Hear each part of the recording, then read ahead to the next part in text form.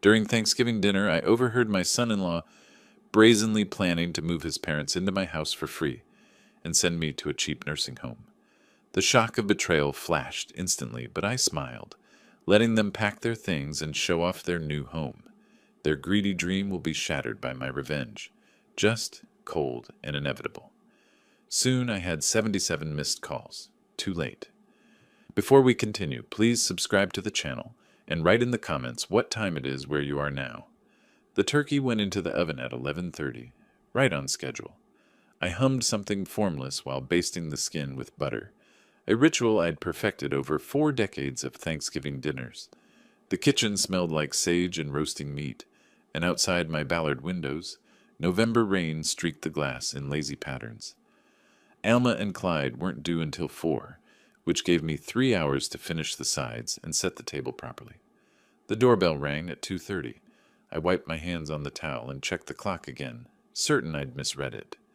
Through the front door's frosted glass, I saw 2 silhouettes.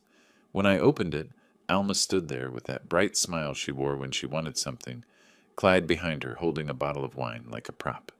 "Surprise! We came early to help." She kissed my cheek, already moving past me into the hallway. "You didn't have to do that." I reached for their coats.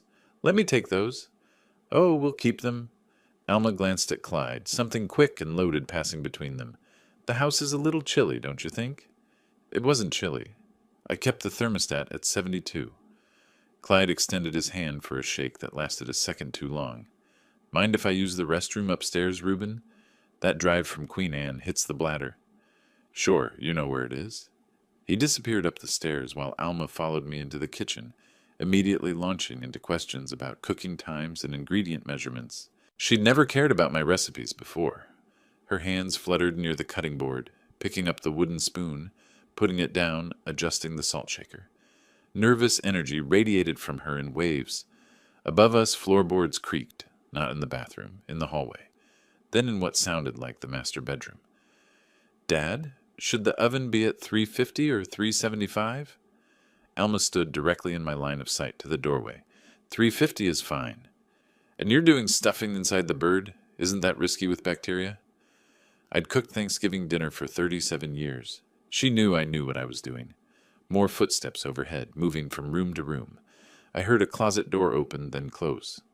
Alma asked another question about cranberry sauce, words tumbling over each other too fast. I nodded without listening, tracking the sounds from upstairs like sonar pings.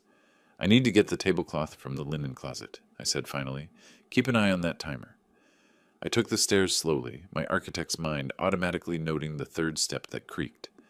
At the landing, I heard Clyde's voice drifting from somewhere down the hallway, not the bathroom, near the master bedroom. I froze on the 8th step. "Dad, yeah, it's perfect." His voice carried that excited edge men get when they think they've won something. 3 bedrooms upstairs, huge basement you can convert. We measured earlier, plenty of space for your workshop. The banister felt solid under my palm, anchoring me. "Couple more months and you'll be living here. The old man has no clue." Clyde laughed, an easy sound that turned my stomach. "Alma found a decent nursing home on the outskirts. Cheaper than the fancy ones, you know. We can afford $3,200 a month easy once we're not paying our rent." My heart kicked against my ribs like something trying to escape. The hallway seemed narrow, sounds becoming too sharp. I heard him say something about original hardwood, about the neighborhood appreciating 15% annually, about selling it down the road if his father got tired of Seattle. I descended the stairs before he could discover me, each step measured, silent, my body moving on autopilot while my brain struggled to process what I'd heard. In the kitchen, Alma was examining the wine glasses, holding one up to the light. "Find it okay?" Her voice sounded tinny, coming from underwater. "Changed my mind. The table's fine without it." She studied my face for a moment, then smiled. "You look pale. Are you feeling all right?" "Just the heat from the stove." Clyde returned 10 minutes later, settling into the kitchen chair like he owned it. "Great house, Reuben. You've really maintained this place. Must be worth a fortune now." "I manage." Dinner became a performance I watched from outside my own body. Alma touched my arm repeatedly, called me Dad with emphatic warmth, expressed concern about me managing this big house alone. Each gesture felt choreographed, rehearsed. Clyde complimented the crown molding, the updated kitchen, the way the dining room caught afternoon light. He spoke about the house the way appraisers do, cataloging value. You ever think about simplifying?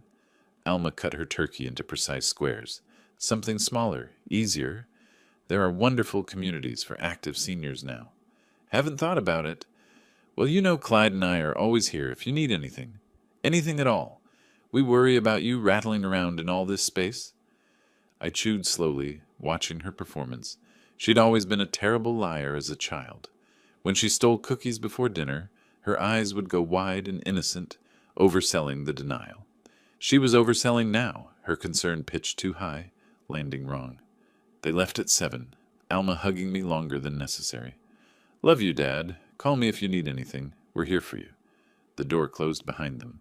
I stood in the hallway listening to their car start, pull away, disappear into the rain-soaked evening. Then I walked through each room they'd examined, seeing it through their eyes. The living room with furniture they'd already mentally replaced. The master bedroom they'd converted into his father's space. The basement they'd claimed for a workshop. I sat at the dining table surrounded by dishes and half-empty wine glasses. The turkey carcass looked like something archaeological, stripped and abandoned. Outside, darkness pressed against the windows. I didn't sleep that night. Couldn't. Every time I closed my eyes, I heard Clyde's voice saying, "The old man has no clue," and Alma's laugh in the background, agreeing. Morning light found me at the kitchen table, still wearing yesterday's clothes, a mug of coffee gone cold between my hands. I'd watched night fade through the window like a slow exposure photograph, my mind cycling through disbelief, hurt, rage, and finally arriving somewhere colder, clearer. On the shelf above the sink, a framed photo showed Alma at 8, gap-toothed and grinning, holding up a drawing she'd made of our house.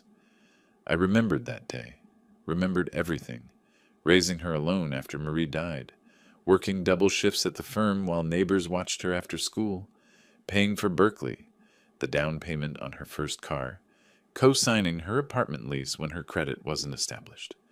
My chest felt tight, but my hands had stopped shaking somewhere around dawn. The phone rang Friday afternoon. Alma's name lit up the screen.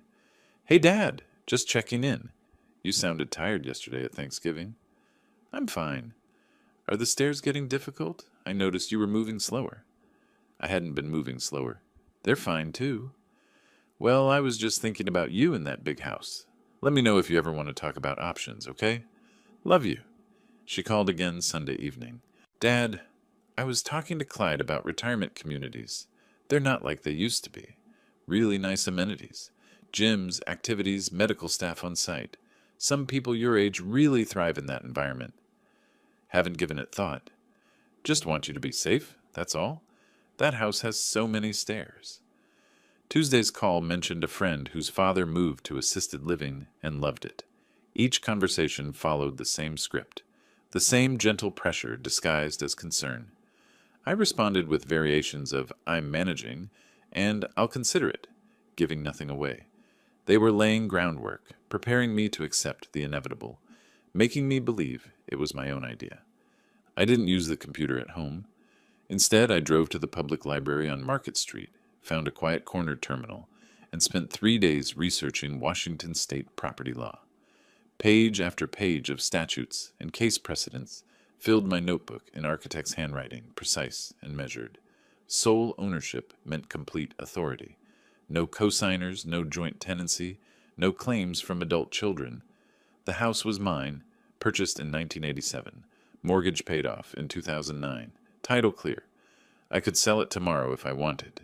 Didn't need permission, didn't need to inform anyone. I learned about quick sales and cash buyers, market conditions in Ballard showing median prices at $840,000 for comparable properties. 3-bedroom craftsman homes with updated kitchens move fast, sometimes in days. The market favored sellers. On Thursday, I made an appointment with an attorney. David Rothstein found through the Bar Association directory, no personal connections, no one who knew my family. His office occupied the 14th floor of a downtown building, all glass and polished wood. "Mr. Perkins," he shook my hand, gestured to a leather chair. Mid-50s, silver hair, eyes that had seen every variety of family dispute. You mentioned property questions on the phone. I opened my notebook, turned to the page where I'd written my questions. My house is in my name only. Can I sell it without informing my daughter? Is she a co-owner? No. Then yes, absolutely. You have complete legal authority. He leaned back, fingers steepled. Adult children have no claim on a parent's property unless they're on the title. How quickly could a sale happen? With the right buyer? Market evaluation takes a week. Finding a buyer? 2 to 4 weeks, depending on price point and condition. Closing typically 30 to 45 days. Faster with cash buyers. I wrote this down, drawing arrows between timeline points. If someone is living in the house when I sell, what's the eviction process? His eyebrows rose slightly. Even non-paying occupants require 30-day written notice in Washington. After that, if they haven't vacated, you file for unlawful detainer. But if you sell before anyone moves in, it's the new owner's property. Much cleaner. Can they stop the sale? Object somehow. Not if they have no legal interest in the property. They can be unhappy about it, but unhappy isn't a legal standing. I asked 6 more questions, each one specific, technical, stripping emotion from the equation. This was blueprint work now, specification and sequence. He answered everything precisely, occasionally referencing statute numbers I copied into my notebook. Back home, I cleared the dining room table and spread out graph paper, the kind I used for preliminary sketches. At the top, I wrote Project Timeline in capital letters. Then I began drafting. Phase 1. Play the victim. Appear to weaken. Let them believe their campaign is working. Duration 2 weeks. Phase 2. Legal preparation. Stealth mode. Get market evaluation, find buyer, prepare documentation. Duration 3 to 4 weeks. Phase 3. Execute sale. Sign papers, accept payment, transfer title. Duration 1 week. Phase 4. Inform them the day before closing. 30-day notice to vacate. Duration instantaneous. Phase 5. Vanish. New city, new start. Let them scramble. Duration permanent. I drew boxes around each phase, connected them with arrows showing dependencies and critical path, added notes about potential complications and mitigation strategies, checked and rechecked the timeline against legal requirements, market conditions, seasonal factors. The plan took shape like a building rising from foundation to frame to finished structure. Solid, precise, no weak points. They wanted me erased, warehoused, forgotten in some budget nursing home while they lived in the house I built a life in. Wanted to strip me of dignity and independence like I was already dead, just taking up space. Instead, I'd erase their dream. Let them taste that nursing home budget when they were scrambling for rent money. Their fantasy house sold out from under their grasping hands. I sat back, studying the blueprint of my revenge. Every angle covered, every timing calculated, every legal requirement satisfied. It was elegant in its simplicity, brutal in its efficiency. Outside, December rain started falling, tapping against the windows like applause. I folded the graph paper carefully, locked it in my desk drawer, and went to make fresh coffee. This time, I'd drink it hot. 2 weeks before Christmas, I started arranging the stage. Mail piled strategically on the kitchen counter. A few envelopes opened, most not. Christmas decorations stayed in their boxes in the basement except for a single strand of lights I half-heartedly draped across the mantel. The tree I'd put up every year since Alma was born stayed in storage. When I looked at my handiwork, I saw exactly what I wanted them to see. A man overwhelmed, slipping, losing his grip. Christmas Day, they arrived at 2. I made sure to be halfway up the stairs when the doorbell rang, moving slowly, gripping the banister. Dad let me get that. Alma rushed past me, concern painted thick across her face. At dinner, I paused mid-sentence while describing the roast. Let my eyes unfocus for a moment. What was I saying? The roast, Dad. You were talking about the cooking time.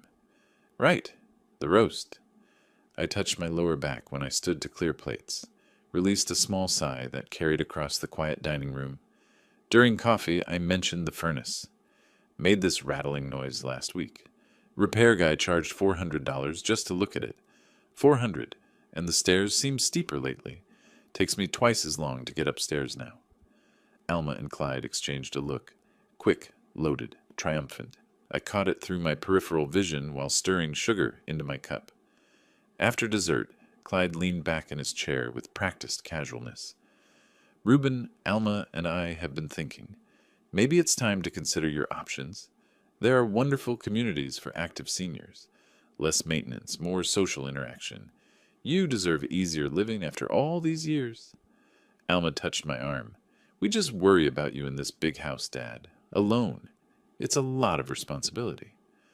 I let silence stretch between us, appearing to consider. Let them see me looking around the dining room, the high ceilings, the stairs visible through the doorway. I hadn't thought about it, seriously, I said finally. But maybe you're right. This house is a lot for one person. I'll consider it. Their eyes brightened. Alma squeezed my hand. Clyde nodded with satisfaction, poorly disguised as sympathy. They left an hour later, and I watched their car disappear down the rain-slick street, knowing they were already making plans. January arrived with gray Seattle drizzle. I met Margaret Chen at a coffee shop on 15th, not at the house. Operational security. She arrived exactly on time. Mid-40s, expensive coat, the kind of competence that came from 2 decades in real estate. Mr. Perkins, she slid under the booth across from me. You mentioned needing discretion. I pushed a folder across the table. Property details, maintenance records, recent upgrades. The house is in Ballard, 3 bedrooms, original craftsman details. I need a market evaluation, but I'm not ready for my family to know yet. She didn't ask why. Professional enough to recognize that wasn't her business. In that neighborhood, with those features, I'd estimate $850,000, possibly higher depending on specific condition. We can list as coming soon, preliminary marketing without public visibility. How quickly could it move? With the right buyer, 2 to 3 weeks once it's active. This market favors sellers, and Ballard properties don't last. I signed the preliminary listing agreement at that table, her pen scratching across paper while espresso machines hissed in the background. Nothing public yet. Nothing they could discover. Over the next 3 weeks, I made trips to a storage facility in Georgetown. Industrial area, climate-controlled units, anonymous. Each visit, I carried boxes from the house. Vintage watches my father collected. Important documents. Photo albums spanning 40 years. The irreplaceable things. Every item I removed was something they couldn't claim later, couldn't touch, couldn't sell to furnish their new life in my house. I listed furniture online through anonymous accounts. Antique desk, $400, cash only. Dining room chairs, $350 for the set. Guest bedroom furniture, $600. Told buyers I was downsizing for retirement. Scheduled pickups during weekday mornings when Alma was at work. Each piece sold was another asset stripped from their future inventory. Late January, I returned to David Rothstein's office with the sale documents Margaret prepared. He reviewed them across his desk, reading glasses perched on his nose, occasionally making notes in the margins. Everything's solid, he said finally. As sole owner, you control the entire process. Once you sell, they have 30 days maximum to vacate if they're living there. They cannot stop the sale, cannot sue successfully for emotional damages or claims of promises made. You're completely protected. What if they try? Try what? Filing an objection? They have no legal standing. Being unhappy isn't grounds for a lawsuit. Even if they attempted it, they'd lose immediately and likely owe you legal fees. He looked at me over his glasses. Mr. Perkins, you have all the power here. The law is entirely on your side. I left his office with the sun breaking through January clouds, the documents tucked securely in my briefcase. Every step verified, every angle covered, every legal requirement satisfied. Back home, I walked through rooms that looked subtly different now, spaces where furniture used to stand, empty shelves where my father's watch collection once sat. The house felt lighter, stripped of weight, ready for what came next. I made dinner, chicken and rice, simple, efficient. Ate at the kitchen table where I'd drafted my revenge plan 6 weeks earlier. Outside, darkness settled across Ballard, lights coming on in neighboring houses where families lived their uncomplicated lives. My phone buzzed, Alma's name on the screen. Hey, Dad, just checking in. How are you feeling? Tired, I said, but managing. Listen, I have something I want to show you. Can I stop by tomorrow morning? Sure. After she hung up, I sat holding the phone, knowing exactly what came next. The facility brochure. The final push. Right on schedule. The brochure sat on my kitchen table like a stage prop. Glossy paper, cheerful photos of silver-haired people playing cards and doing Tai Chi. Sunset Gardens Senior Living Community, in tasteful gold lettering. Price printed bold at the bottom. $3,200 per month. Alma's coat draped across the chair she'd occupied 20 minutes earlier. She'd left it deliberately, would return to discover I'd found her little marketing material. I picked up the brochure, examined the photos. Institutional smiles. Manufactured happiness. The same price Clyde had mentioned on his Thanksgiving phone call, down to the dollar. They'd chosen this place months ago, done their research, calculated their budget based on eliminating their rent payment once they moved into my house. The doorbell rang. I set the brochure down, opened the door to Alma's apologetic face. Sorry, Dad, I left my coat. Her eyes went to the table, to the brochure sitting there in obvious view. Oh, did you see that? A friend whose mother lives there gave it to me. I thought you might find it interesting, just to look at. I picked it up again, flipped through pages. Looks nice enough, clean, organized. Her face brightened like sunrise. Would you want to visit, just to see it? No commitment, just looking.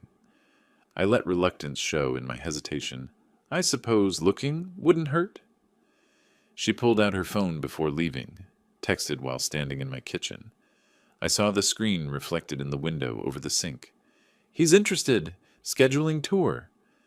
The tour happened the following Tuesday. Clyde drove, Alma in the passenger seat, me in the back like cargo being transported. Sunset Gardens sprawled across 2 acres in South Seattle. Single-story buildings arranged in a rectangle around a central courtyard. Institutional architecture disguised with landscaping. Inside, a staff member named Patricia led us through narrow hallways smelling of disinfectant and overcooked vegetables. She showed us a studio apartment, 250 square feet, bathroom with grab bars, kitchenette that was really just a microwave and mini fridge. A window overlooked the parking lot. Everything's included, Patricia chirped.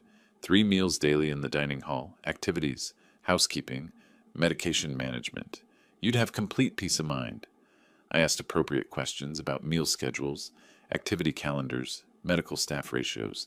Alma and Clyde stood behind me, listening, watching, trying to read acceptance in my posture. In the common room, residents sat in arranged chairs facing a television, playing a game show at high volume. An elderly woman with clouded eyes leaned close when Patricia turned away. Don't come here unless you have no choice. Her whisper barely reached me. They control everything. When you eat, sleep, even when family can visit, you lose yourself. I nodded almost imperceptibly, kept my expression neutral. Patricia returned, guiding us toward the dining hall where lunch service was underway. Residents eating at assigned times, at assigned tables, meals portioned identically on plastic trays. Back in the car, I spoke carefully. It's adequate. I'll think about it.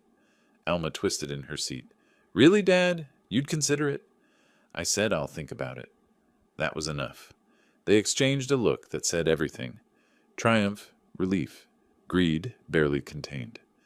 When they dropped me home, I watched from my living room window as they celebrated in the driveway. Clyde pumped his fist in the air. Alma laughed, already texting on her phone. Both their faces glowing with victory they believed they'd won. Evening brought a knock on my door. Tom from next door, 70-something, retired teacher, uncomfortable expression wrinkling his face. Reuben, something odd happened Tuesday. I saw your son-in-law here with an older couple. They had keys, went inside when you were out. I almost called you, but thought maybe you knew. My stomach went cold. What were they doing? Measuring rooms, taking photos. The older man argued with the woman about furniture placement in your living room. They were here about 2 hours. I thought it was strange, but figured maybe you'd asked them to help with something. I thanked him, kept my voice level, asked him to call if he saw them again. After he left, I checked the kitchen drawer where I kept my spare key. Still there. But I remembered Clyde asking to borrow it last spring, said he needed it for a hypothetical emergency. He'd returned it within a week, plenty of time to make a copy. I walked through the house, seeing it differently now. Clyde's parents, Porter and Lydia, had stood in my living room measuring for their furniture, had argued about whether their couch would fit against the west wall, had photographed my kitchen, my bedrooms, my spaces, claiming them mentally while I was out running errands. They weren't waiting for me to agree. They were counting days until they could move in, had already divided my house among themselves, assigned rooms, planned layouts. I was already gone in their minds, warehoused in that institutional building with its grab bars and medication management and controlled visiting hours. I sat in my armchair as darkness filled the room, didn't turn on lights, just sat there imagining Porter measuring my walls, Lydia evaluating my furniture, both of them calculating what they'd keep and what they'd discard, calculating me into that 250-square-foot studio with its parking lot view. My phone buzzed. Text from Alma. So proud of you for being open-minded today, Dad. This is a good thing. A new chapter. Love you. I deleted it without responding. Outside, February rain started falling, steady and cold. In the darkness, I smiled. Let them taste victory. Let them think they'd won. Another few weeks, and they'd learn exactly what they'd lost. I called Alma on a Tuesday morning, let my voice carry the weariness I'd been performing for months. I've been thinking about Sunset Gardens. I've decided to do it. Silence stretched across the line for 3 heartbeats. Then her voice came rushing back, pitched higher than natural. Dad, are you sure? We want what's best for you. The falseness rang clear as a cracked bell. I'd heard genuine concern in her voice when she was 8, and I'd fallen off a ladder fixing the roof. This wasn't that. You were right, I said. House is too much? Time to simplify. Oh, Dad. She sounded like she might cry from relief or guilt or triumph. Hard to tell which. Let's meet for lunch tomorrow. We can discuss logistics. Clyde will want to be there too. After hanging up, I sat in my living room, looking at the empty spaces where furniture used to stand, where my father's watch collection once lived behind glass. The house felt lighter now, stripped of everything that mattered. Ready. I allowed myself a brief smile. The restaurant was neutral territory, one of those chain places with predictable menus and booth seating. Alma and Clyde arrived 10 minutes early, already seated when I got there. A folder sat on the table between them, too organized for casual discussion. Clyde stood to shake my hand, his grip lasting a fraction too long. Reuben, Alma told me about your decision. Really glad you're prioritizing your well-being. We ordered. Small talk about weather and traffic filled the space while we waited for food. Then Clyde opened the folder with theatrical precision. So, we've been thinking. He pulled out a document, multiple pages, official-looking. While you're settling into Sunset Gardens, Alma and I could stay at the house, maintain it, handle any repairs that come up. We drafted this simple agreement, just temporary, to make everything official. I took the document, read slowly. Temporary residence agreement, across the top in bold letters. Language about maintenance responsibilities, utility payments, duration, until permanent arrangements are finalized. Impressive formatting. Clyde's cheap lawyer had done competent cosmetic work on a legally meaningless piece of paper. What about the house long term? I asked. Alma reached across the table, touched my hand. We can figure that out later, Dad. One step at a time. Right now, let's just get you settled and comfortable. I read the agreement again, running my finger along the text like I was studying it carefully. Asked a few minor questions about utility payments and lawn maintenance. Finally, I pulled out my pen. My hand trembled slightly as I signed.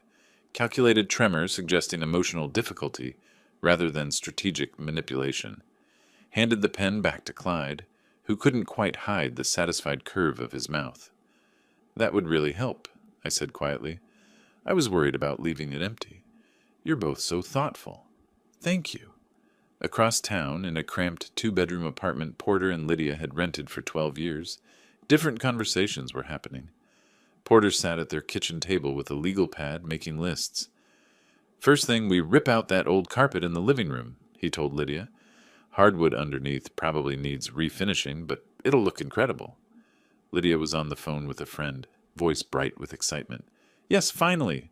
Clyde came through. Beautiful house in Ballard. You know that neighborhood, right? We're moving in April. After all these years, we finally have a real place. Porter wrote numbers in the margins of his pad. Once things settle, we take a home equity line. 20, 30,000, new kitchen, updated bathrooms. Property will be worth $1 million when we're done.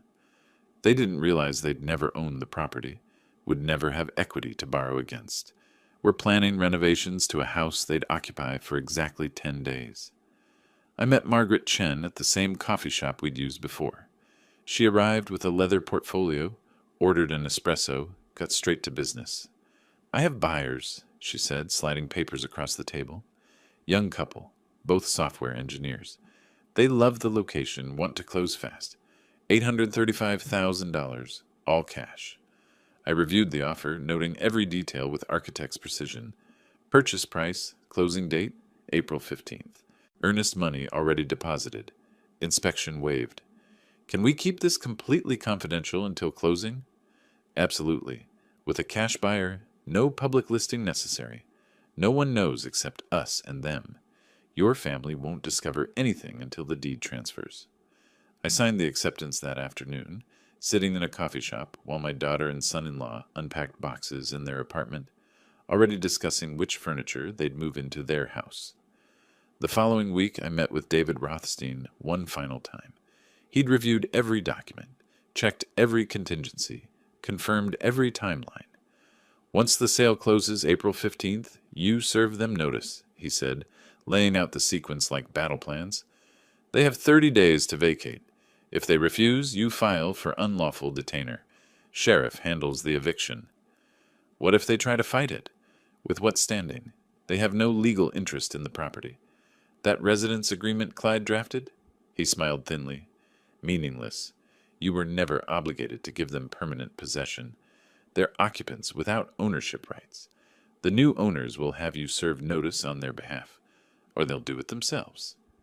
Could they claim I promised them something? Verbal promises regarding real estate are unenforceable. Everything requires written contracts, properly executed. That temporary agreement they had you sign gives them no ownership claim, no right to prevent sale, no grounds for lawsuit. He leaned back in his chair. Mr. Perkins, you're completely protected. They have no legal recourse whatsoever. I asked about potential harassment, about protecting myself after the eviction. He advised documentation only, no direct contact after serving notice. Let attorneys handle any disputes. I left his office with a folder containing everything I needed: sale contract, eviction notice template, sheriff contact information, timeline with critical dates highlighted, every contingency covered, every detail verified. Walked to my car in the parking garage, footsteps echoing off concrete. Above me, Seattle's gray sky pressed down, promising rain. I thought about Porter and Lydia making renovation lists, about Clyde hosting imaginary housewarming parties in his mind, about Alma convincing herself she'd done the right thing. They'd wanted me warehoused, forgotten, erased from my own life, wanted to step into the space I'd built and pretend I'd never existed. Instead, in 10 days, I'd erased their dream completely. The rain started as I drove home, drops spattering across the windshield in irregular rhythms. I turned on the wipers and drove through the gray afternoon, counting down to April 15th. Early April morning arrived with pale sunlight cutting through clouds. I loaded the last boxes into my car, clothes, toiletries, laptop, nothing sentimental. Everything that mattered already sat in the Georgetown storage unit, safe from their grasping hands. The moving truck pulled up at 9:30. Small rental, Alma driving, her face tight with concentration, as she reversed into the driveway. Clyde arrived 10 minutes later in his sedan, Porter and Lydia visible through the windows, their faces pressed forward with eager anticipation. I moved slowly down the porch steps, performing age and reluctance. Alma rushed to hug me. Dad, you're doing the right thing. You'll love Sunset Gardens. So many activities, people your age. You'll make friends. Over her shoulder, I watched Clyde and his parents already opening their trunk, unloading boxes before I'd even left. Porter caught my eye, smiled with something that might have been pity or satisfaction. Lydia waved, her expression saying she'd won something she'd been chasing for years. The house is in good hands, I said. Loaded statement. They heard gratitude. I meant irony. I drove away slowly, checking my rearview mirror. Before my car reached the corner, Porter was hauling a floor lamp toward the front door. Lydia directed furniture placement from the porch. Clyde stood with his hands on his hips, surveying his conquered territory. I didn't drive to Sunset Gardens, turned south instead toward Columbia City, different neighborhood entirely. The apartment I'd rented was nothing special. Furnished one bedroom, $1,100 a month, month-to-month lease. Temporary headquarters, not permanent residence. Just needed a place to stay for the final phase. Unpacked quickly. Set up my command center on the kitchen table. Folder with legal documents. Margaret's business card. Attorney's contact information. Calendar with April 15th circled in red marker. From the window, I could see downtown Seattle's skyline in the distance, symbolic of how far I'd traveled from that Ballard house. Back in Ballard, Porter was already rearranging furniture. "This couch needs to go," he told Lydia, shoving my 40-year-old sofa toward the wall. "We'll get something better. Modern. This old stuff makes the place look dated." Lydia was in the kitchen, removing the photos I'd left on the mantel. My graduation from architecture school. Alma at 8, holding her first-place science fair ribbon. Marie and me on our wedding day. Each one came down, replaced with Lydia's decorative choices. Abstract art she'd bought at discount stores. Ceramic figurines. Things with no history or meaning. 3 days later, Clyde hosted friends for drinks. I heard about it from my neighbor Tom, who called confused. "Reuben, I saw people at your house last night. Young couples, music, laughter. I thought you moved to a retirement place." "My daughter and son-in-law are house-sitting," I said smoothly. "Everything's fine." At that party, Clyde held court in my living room, telling stories. "Yeah, finally got the old man settled. He's happy in the home. We're taking care of the place. Worked out perfectly for everyone." His friends nodded, drinks in hand, admiring the house, the neighborhood, his apparent generosity in helping his elderly father-in-law. Alma called twice that first week. I answered sporadically, kept responses minimal. "Dad, how are you adjusting? Do you need anything?" "Fine. Still settling in. Busy with activities here." My detachment was strategic. Didn't give them guilt. Didn't give them certainty. Just enough response to confirm I existed. Not enough to invite deeper conversation. She visited my apartment midweek. I'd given her the Columbia City address. Told her it was temporary housing Sunset Gardens provided during transitions. Seattle's expensive market made the story plausible. I sat in the armchair when she arrived, didn't stand to greet her, answered her questions briefly, offered nothing additional, performed institutional disconnection, the kind of detachment that develops when people lose their autonomy, their purpose, their connection to the life they built. "You seem distant, Dad." "Adjusting takes time." She left after 20 minutes, convinced everything was proceeding smoothly. Called Clyde from her car. I watched from the window, her gestures suggesting relief. He'd asked if I seemed okay, if I suspected anything. She'd told him no, everything was fine. The old man was adapting. Back at the house, Porter met with a loan officer at the local bank branch. "I'm interested in a home equity line," he explained, sitting across the desk with confident posture. $25,000. We want to do some renovations." The officer pulled up forms on her computer. "I'll need the property deed, proof of ownership. It's in transition. My son has a temporary agreement with the previous owner. Should be finalized soon." Her expression shifted subtly, professional skepticism replacing initial openness. "We can start an application, but we can't process the loan without clear title." Porter waved his hand dismissively. "Just get it started. The paperwork's coming." It wasn't coming. Would never come. But he didn't know that yet. Lydia spent afternoons shopping for renovations she'd never complete, visited home improvement stores, collected samples of granite countertops, researched appliance packages that cost more than they'd spent on furniture in their entire marriage. "We can finance everything," she told Porter that evening, spreading brochures across the kitchen table in my house. "Once the equity line comes through, we'll make this place incredible." They were spending money they didn't have on a house they'd never own, counting days in a future that would never arrive. I sat in my Columbia City apartment as evening darkened the windows, folder open on the table before me. April 15th circled in red. 5 days away now. 5 days until the sale closed, the deed transferred, the new owners took possession. 5 days until I served them notice, and watched their fantasy collapse into eviction and scrambling, and the sudden understanding that they'd lost everything while believing they'd won. Outside, rain started falling again, Seattle's perpetual rhythm. I made coffee, stood at the window watching the city lights blur through water, streaming down glass. They were in my house right now, celebrating. Porter probably discussing renovation timelines. Lydia rearranging my kitchen cabinets. Clyde telling Alma how well everything worked out, all of them warm and confident in their stolen space. I raised my coffee mug toward the distant Ballard neighborhood, invisible from here but present in my mind. 5 more days. The title company office had that hushed corporate atmosphere of important transactions happening in beige rooms. I sat at the conference table signing documents, while the escrow officer slid papers across the polished surface one after another. Sale agreement, deed transfer, closing disclosure.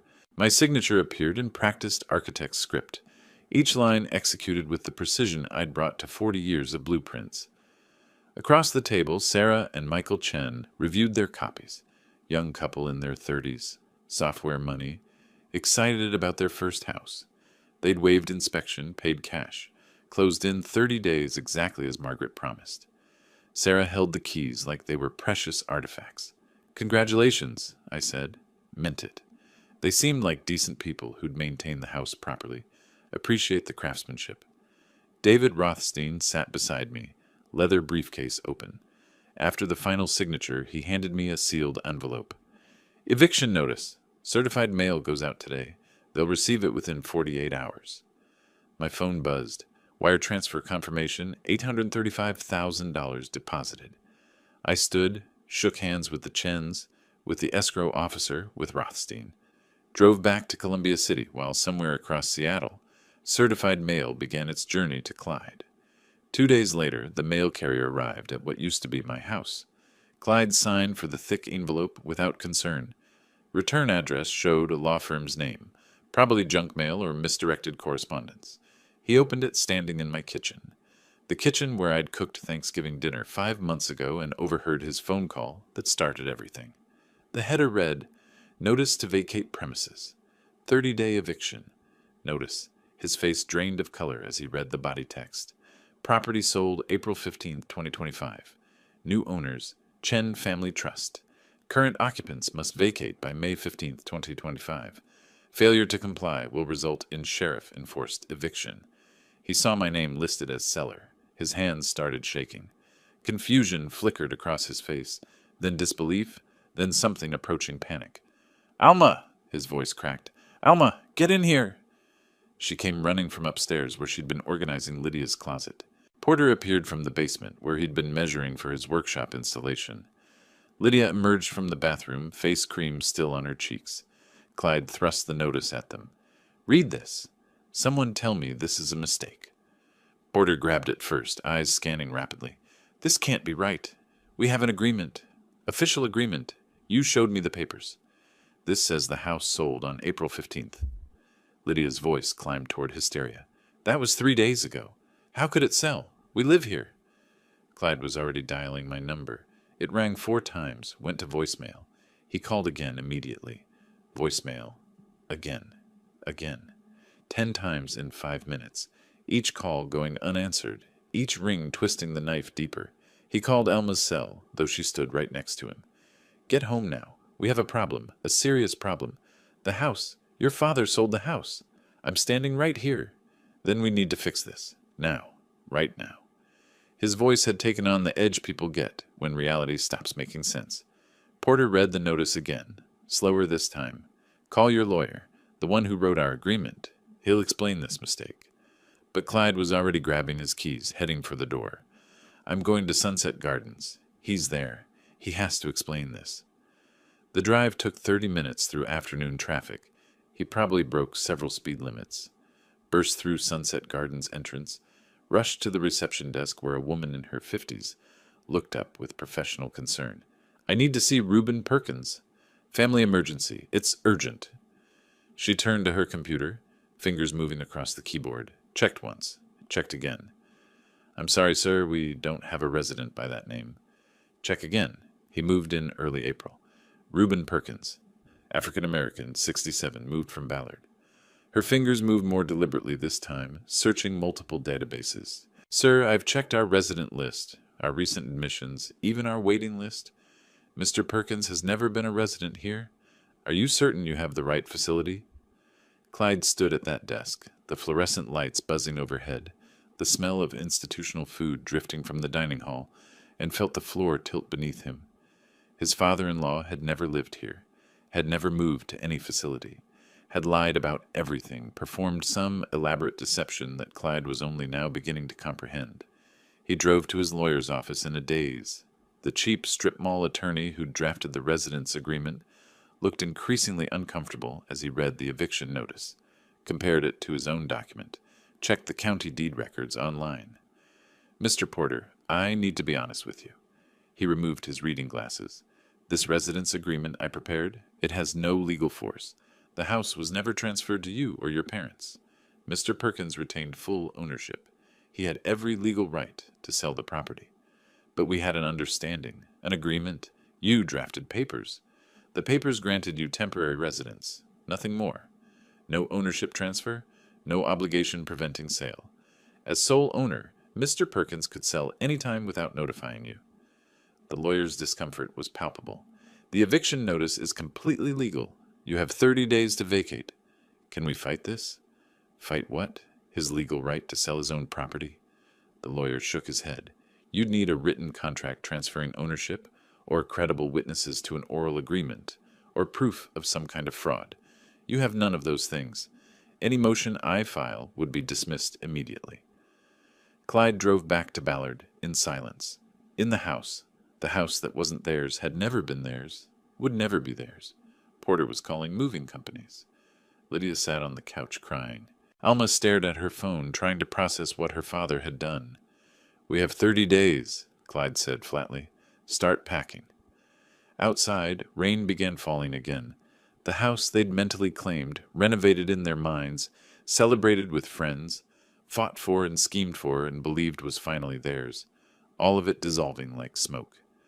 I sat in my Columbia City apartment listening to my voicemail fill with increasingly desperate messages. Didn't answer, didn't need to. The eviction notice said everything that needed saying. May 15th, 30 days, then sheriff-enforced removal if necessary. I made dinner, pasta, simple sauce, ate at the kitchen table with my folder of legal documents open beside me. Everything proceeding exactly as planned. No surprises, no complications. Outside my window, Seattle's evening lights began appearing in the dusk. Somewhere in Ballard, they were having very different conversations than the triumphant ones they'd had a week ago. I raised my water glass toward the distant neighborhood. 28 days remaining. The attorney's office smelled like old carpet and desperation. Alma and Clyde sat across from a lawyer, whose rates were slightly higher than the first one. $1,500 retainer they'd scraped together from 3 different accounts. Let me understand the situation. The attorney reviewed the documents they'd brought. You're claiming an oral promise to transfer the property? Alma leaned forward, hands clasped tight. He's my father. He agreed we could live there. We helped him, took care of everything, arranged his move to assisted living. The lawyer examined the residence agreement, the eviction notice, pulled up deed records on his computer, studied everything in silence for 3 minutes that felt like 30. Ms. Perkins, Mr. Porter, I understand your frustration, but legally you have no case. He set the papers down with finality. No written transfer agreement, no witnesses to oral promises, no evidence of coercion or fraud. The property was his to sell. You were occupants without ownership rights. File something, Clyde demanded. A motion, an injunction, whatever delays this. I can file a motion to stay the eviction, but it will be denied. The court will see clear ownership, legal sale, proper notice. You'll spend money and lose anyway. File it? The lawyer nodded slowly. Your money. But don't say I didn't warn you. They left 20 minutes later, $500 poorer and no closer to a solution. My phone filled with voicemails. Porter's voice evolved over 48 hours from confused to furious to threatening. First message, Reuben, there's been a mistake with the house. Call me immediately. We need to resolve this misunderstanding. Second message, 3 hours later. Call me back. This is urgent. We have an official agreement. Third message next morning. How dare you? After everything we did for you, we had a deal. Fourth message, afternoon. You backstabbing old fool. You think you can treat people this way? Fifth message, evening. You'll regret this. You hear me? You'll pay for what you've done. I listened to each voicemail through my phone's speaker, expression unchanged, made notes about the specific threats, saved every message with timestamps, considered filing for a restraining order, decided it was unnecessary. They'd be out in 30 days regardless. Alma called 20 times a day. I answered occasionally, timing calculated to maximize her uncertainty. When I finally picked up on day 3, her voice came through broken with crying. Dad, how could you? How could you do this to us? I sold my property, I said. Cold, factual. That's my legal right. But where will we go? We gave up our apartment. Porter and Lydia have nowhere. Dad, please, we're family. You should have considered that before planning to warehouse me in a cheap nursing home. Silence. Then barely audible. What are you talking about? Thanksgiving. I heard Clyde on the phone. Every word. The nursing home on the outskirts. The cheaper one, how the old man had no clue. Your plan to move his parents into my house while you put me in a facility for $3,200 a month. The silence stretched longer this time. When she spoke again, her voice was whisper-thin. You knew? The whole time, you knew? Every single day, I watched you perform concerned daughter while planning to dispose of me like furniture you didn't want anymore. Dad, I hung up, set the phone down. Didn't pick it up again when she called back 17 more times that afternoon. Porter and Lydia discovered their old apartment had been re-rented. The landlord was apologetic, but firm. I'm sorry, Mr. Porter, but you gave notice in March. I rented your unit 6 weeks ago. The new tenants have a lease. They spent a week searching for affordable housing. Everything in their previous range, up $800 to $2,000 monthly, had waitlists or required deposits they couldn't afford. Finally found something available immediately. $2,800 a month in a worse neighborhood, smaller square footage, worn carpet, aging appliances. Porter's savings account drained rapidly. First month, last month, security deposit, $8,400 up front. Moving truck, $400. Storage unit for furniture that wouldn't fit, $200 monthly. His careful nest egg dissolving like sugar in rain. Lydia took a job at the neighborhood supermarket. First employment in 40 years. $60 an hour, part-time schedule, standing at register scanning groceries for people who looked through her like she was invisible. Her feet ached after 4-hour shifts. She came home exhausted, humiliated, face tight with suppressed tears. Clyde and Alma faced their own crisis. Their previous apartment also re-rented. Searched frantically through listings, finally found availability. $3,200 monthly for a 2-bedroom unit, up from the $2,400 they'd paid before. Smaller kitchen, 1 bathroom instead of 2. Street parking only. Savings went to deposits and fees. Credit cards accumulated charges. Moving truck, storage unit, application fees, utility deposits. The easy life they'd envisioned, living rent-free in an $850,000 house, replaced by financial stress worse than before. Clyde tried finding me, drove to the Columbia City apartment, buzzed repeatedly. No answer. Waited outside for 3 hours, watching the entrance. I never appeared, didn't live there anymore. Was staying with Tom temporarily, my old neighbor from Ballard, who'd helped without asking uncomfortable questions. The building manager told Clyde what I'd instructed him to say. Privacy laws prevent me from confirming or denying residence. Clyde returned to the Ballard house, defeated. Started packing boxes. Porter worked beside him in grim silence, their renovation dreams buried under layers of newspaper and tape. The lawyer called a week later with expected news. The motion to stay eviction was denied. Judge reviewed the case, said it was clearly without merit. You still have to vacate by May 15th. They'd spent $1,500 to learn what the first lawyer told them for free. They had no case, no leverage, no options. I stayed in Tom's guest room, monitoring my phone on silent mode, watched the voicemails accumulate, the missed calls pile up. Didn't respond. Nothing left to say. The eviction notice contained all necessary communication. Tom brought me coffee one morning, sat across from me at his kitchen table. "You really played them perfectly." "They played themselves," I said. "I just stopped being their victim." Through his window, I could see my old house 3 doors down. Moving trucks came and went. Boxes piled on the curb. Porter and Lydia loading furniture. Clyde directing traffic with the defeated posture of someone who'd lost everything. May 15th approached like weather you could feel in your bones. Inevitable. Unstoppable. Already written in certified mail and court orders and deed transfers that couldn't be undone. They'd wanted my house, my life, my future.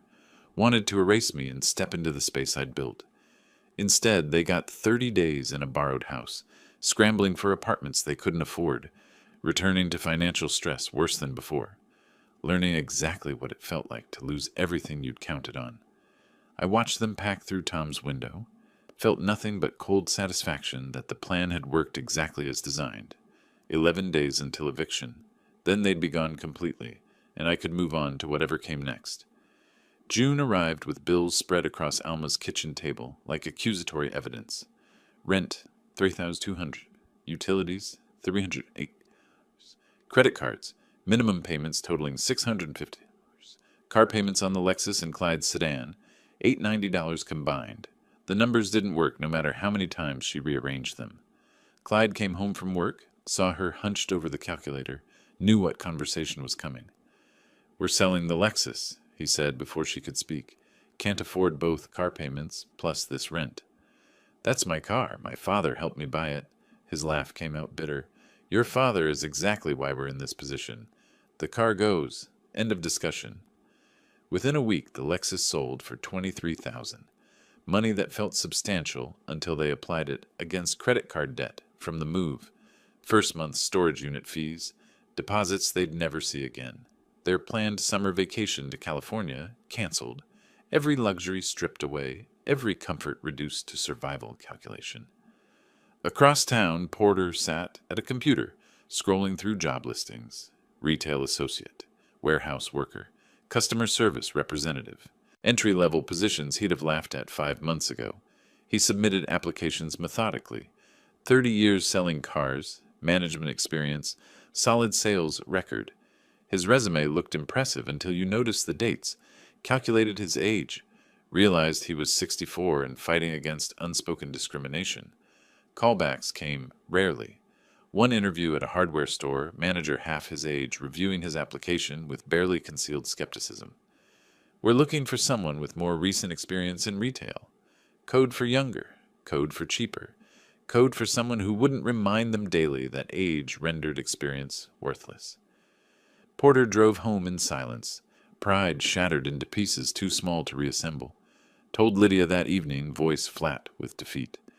30 years I sold cars, made decent money, provided for us. Now I can't get hired at a gas station. That kid looked at me like I was ancient history. Lydia knew the feeling, stood behind a supermarket checkout 8 hours daily, scanning items while customers complained about prices or bagging speed or the line moving too slowly. $16 an hour. After taxes, roughly $2,100 monthly. Their rent alone was $2,800. She came home each evening with feet aching from standing, back tight from repeated movements, exhaustion she'd never experienced as a housewife. The beautiful house in Ballard she'd bragged about to friends, told everyone they were finally moving up in the world. Now an embarrassing topic she avoided whenever old acquaintances asked questions. Mid-June, Alma drafted an email to her father, wrote it, deleted it, rewrote it, trying to find the right balance between apology and appeal, accountability and excuse. The final version read, "Dad, I know you're angry. I understand now. But this was Clyde's idea from the start. He convinced me it was best for everyone.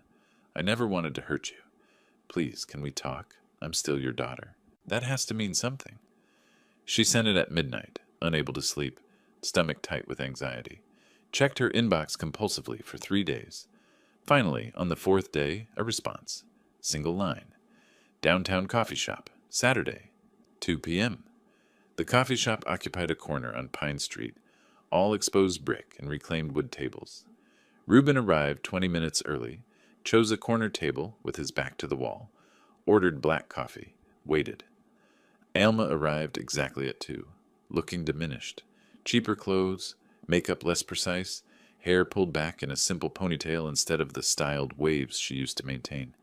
She slid into the seat across from him, immediately launching into speech. "Dad, thank you for meeting me. I've missed you so much.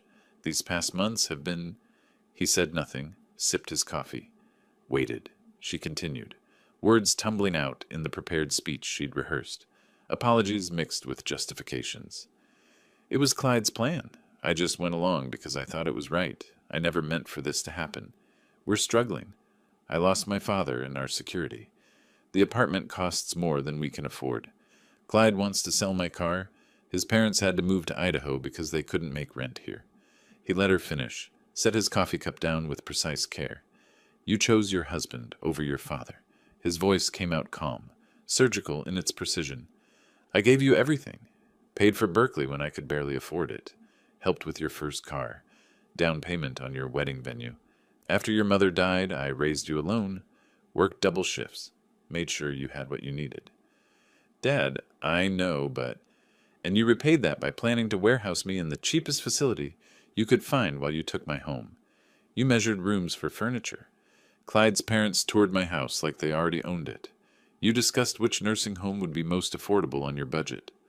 Alma's eyes filled with tears. "I'm sorry. I was so wrong. But we're family. Please help us." "I heard every word Clyde said on Thanksgiving. I knew your entire plan. I watched you perform concern while planning my disposal. I simply protected myself. But Dad—" He stood, placed a $5 bill on the table for the coffee. "We were family. You ended that when you decided I was disposable. Learn to live with your choices." He walked out while she sat crying at the corner table, the $5 bill between them like a severance payment. Outside, summer sun warmed the sidewalk. He walked to his car without looking back, drove toward the apartment that was temporary but sufficient, felt nothing but finality. The consequences they were experiencing weren't his revenge. They were the natural result of their own greed, colliding with reality. He'd simply refused to be their victim. Behind him in the coffee shop, Alma sat at the table, long after her tears stopped, staring at the $5 bill, understanding finally that some choices couldn't be undone, some betrayals couldn't be forgiven, some relationships couldn't survive what hers had done. The real estate agent handed me keys across the closing table with a professional smile. "Congratulations, Mr. Perkins. Beautiful choice. You'll love this neighborhood. Fremont condo, 1 bedroom, 850 square feet. Modern construction, 9th floor, balcony facing west toward Lake Union. $420,000. Exactly half what the house sold for, leaving me $400,000 plus retirement accounts. Financial security restored on my own terms." I drove directly to the condo, let myself in, walked through empty rooms that echoed with possibility rather than loss. The balcony became my first stop. Lake Union stretched below, sailboats cutting white trails across blue water, downtown skyline visible in the distance.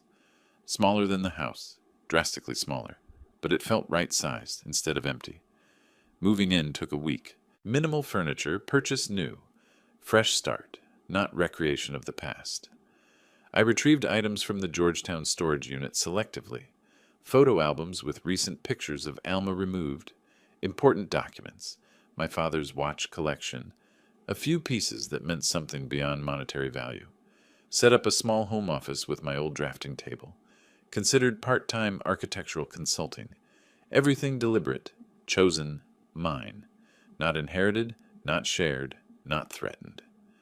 Saturday morning, 2 weeks after moving in, I walked to the local farmers market. Fremont had that neighborhood feel, walkable, community-oriented, different from Ballard's residential isolation. I was ordering coffee from a vendor when someone called my name. "Reuben, I didn't know you were in this area now." Tom, my old neighbor, holding a bag of vegetables. We found a table at the edge of the market, sat with our coffees while shoppers streamed past. "How are you doing?" he asked. "We've missed you in the old neighborhood." "I'm well, Tom. Needed a change and simpler space." He nodded, studied his coffee cup, clearly weighing whether to share something. Finally, I hate to mention it, but I heard through the neighborhood grapevine, your daughter and her husband are having difficulties. Financial stress, apparently. Talk of separation. I sipped my coffee, showed no reaction. And his parents moved away. Someone said Idaho? Couldn't afford Seattle anymore. People make their choices, I said evenly. Sometimes those choices have consequences they didn't anticipate.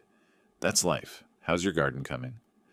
We talked about tomatoes and pest control for 10 minutes before parting ways. Walking back to my condo, I felt no triumph about the information, just acceptance. They'd chosen their path. Were living with the results. That evening, I checked the old phone, the one I'd given the family, kept charged but silenced. Hadn't looked at it in weeks. The notification light blinked. New email. From Alma. Dad, I know you probably won't respond. Maybe you won't even read this, but I have to try one more time. Clyde and I are separating. The financial pressure destroyed us. His parents left for Idaho. Cheaper cost of living. I have nothing left. Could you help? Even just part of the house money? I'm still your daughter. That has to mean something. Please. Alma. The phone log showed 77 missed calls. Months of accumulation. Desperation building like pressure behind a dam. I read the message twice. No anger, no satisfaction, no guilt. Just finality. Closed the email without responding. Held the power button until the screen went dark. Placed the phone in my desk drawer. Closed it. That chapter finished. The following week, I attended a meeting for the Retired Architects Volunteer Network, program connecting retired professionals with nonprofits needing pro bono design assistance. I presented my credentials, discussed availability. The coordinator leaned forward with interest. Mr. Perkins, your experience is exactly what we need. Rainier Valley Community Center wants to expand, add a multi-purpose room, update their facilities. Would you be interested in leading the design consultation? I agreed immediately. Purpose without pressure. Contribution without exploitation. Using my skills for genuine need rather than defending against betrayal. Found satisfaction in that. August evening, sun setting over Seattle in streaks of orange and pink. I stood on my balcony, coffee in hand, watching sailboats return to the marina. Lake Union reflected the sunset like liquid metal. The space around me was smaller than the house, dramatically smaller. But it felt expansive emotionally. Freedom rather than isolation. Security I'd built rather than security someone could steal. I thought about the past 10 months. From that Thanksgiving dinner when I overheard Clyde's phone call, through the months of performance and legal preparation, to the eviction and its aftermath. Not revenge, self-preservation, not cruelty, refusal to be discarded. In my desk drawer, that phone with 77 missed calls. Testament to desperation I once would have felt obligated to answer. Now felt obligation only to myself. They'd wanted to warehouse me, take my home, erase me from the life I'd built. Instead, they'd lost their marriage, their security, their dreams of easy living, had learned what it felt like to be disposable. I hadn't done that to them. They'd done it to themselves. I'd simply refused to cooperate with my own erasure. Sipped my coffee, watched the sunset paint the sky in colors that would fade to darkness. Smiled, not with cruel triumph, but quiet contentment. I'd protected my dignity, secured my future, refused to be a victim. The sailboats reached the marina. The sky darkened. The city lights came on one by one. I finished my coffee, went inside, closed the balcony door behind me. Tomorrow I'd start sketching preliminary designs for the community center. Next week I'd explore more of Fremont, find new routines, build a life that belonged to me alone. The past was finished. The future was mine. And that was enough. If you like this story, please like this video, subscribe to the channel, and share your impressions of this story in the comments. To listen to the next story, click on the box on the left. Thank you for watching.